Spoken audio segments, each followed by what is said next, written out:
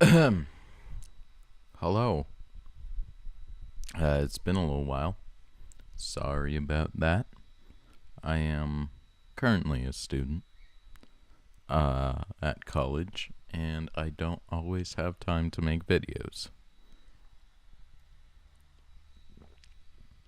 But I figured this one would be an interesting topic. So I'm working on a new song here called Sinusoidal Deep Fry for a reason. Well, that's the working title, but the reason for that will become apparent soon enough.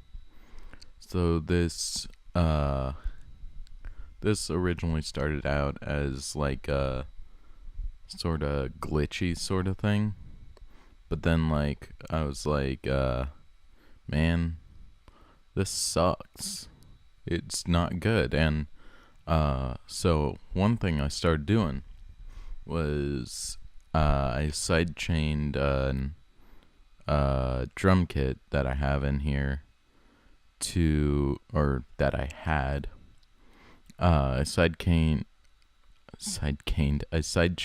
a drum hit, an 808 kick, to a compressor on, I think it was like a bunch of static or bunch of random noise or something like that. And I was trying to make it kind of duck a little bit and give off a cool vibe, so to speak. But that ended up not working. And one thing you can do when you sidechain something is, I'll show you here. It would be on this one. You get this little blue headphone thingy, and that lets you listen to how the sidechaining is affecting the kick or whatever. And what ended up happening was, like, I turned this on, and with the settings I had the compressor at, it completely distorted the audio. It was like terrible. It was just so nasty. And I can show you that through each one of these. So real quick, let me just group these together so I can turn them all off. So this one was the first pass through. I will lower the audio to protect your ears. So this was the first pass through.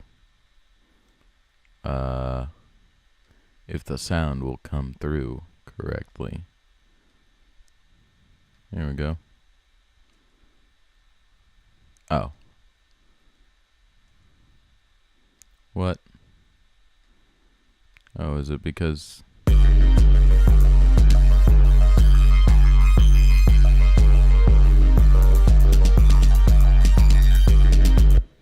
So yeah, that was terrible.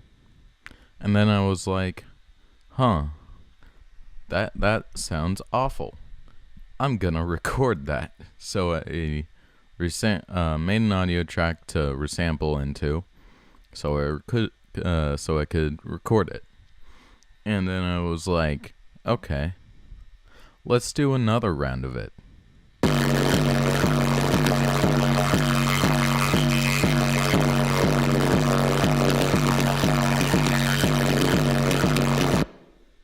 Yeah. And then I was like, okay, yeah, this is horrid. Let's do another round of it.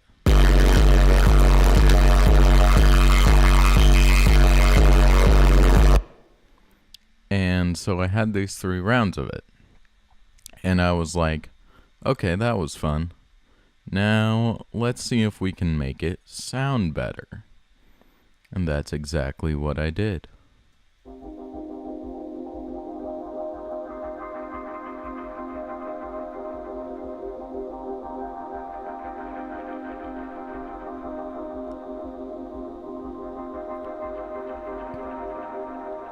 just like completely different, right?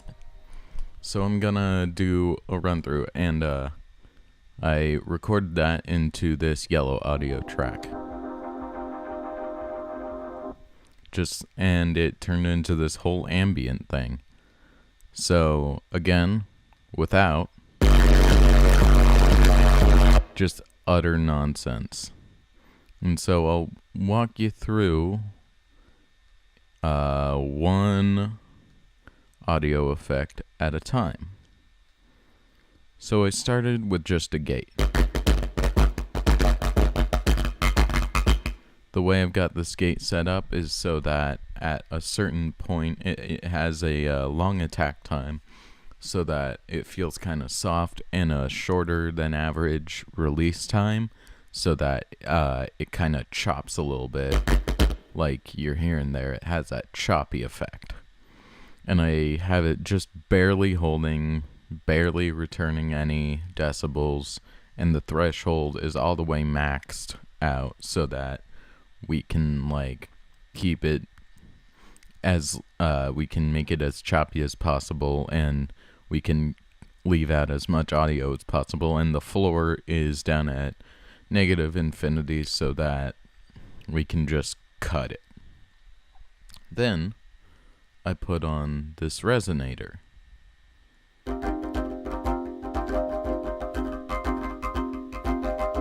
And just listen to that. You still get some of the distortion, but the resonator applies. I basically made a C major 7th chord out of this. So the resonator applies the C major 7th chord to the noise, and it lets off some notes, you know? So then I put Ableton's auto filter, or I put a filter in on it, a low pass filter. And so now it cuts down on some of that distortion noise and sounds kind of soft and nice. So then from there, I put some reverb on it. And that just gives it a nice bit of space to and it just cuts down on the distortion even more. Just makes it feel nice and open. Then I put a glue compressor on it.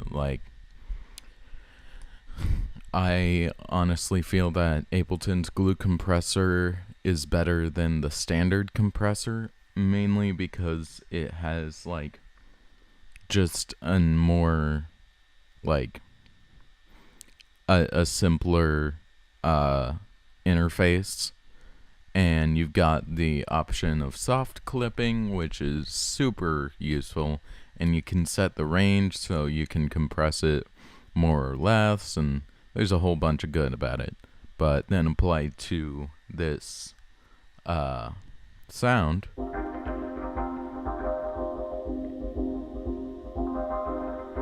there's basically no distortion noise anymore. You can still hear a little bit in there, but that's mainly just the hit of the kick you're hearing. And so then I was like, okay, we can make this a little more fun. Let's throw on some ping pong delay. And ping pong delay is like a regular old delay, but it bounces between your ears. It bounces between your ears and makes it kind of go back and forth a bit. And it also has the added effect of adding some extra space, so we can cut down on that sort of thumpy noise. And suddenly we have this nice ambient sound, which just is so soothing. And then if we put it into this track I'm working on,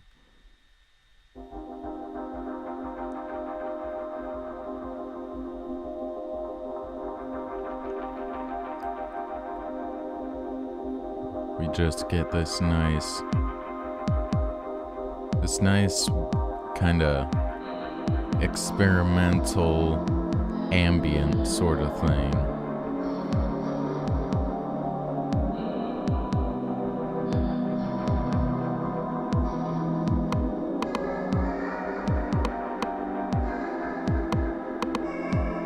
Oh, I accidentally had one of the instruments turned off, but like, just listen to that. It's so soothing. And yeah, that's the story of the sinusoidal deep fry, how we went from ultimate destruction of your ears to nice and soothing. I hope you enjoyed this little experiment, or this little thing I made, and I'll see you guys around.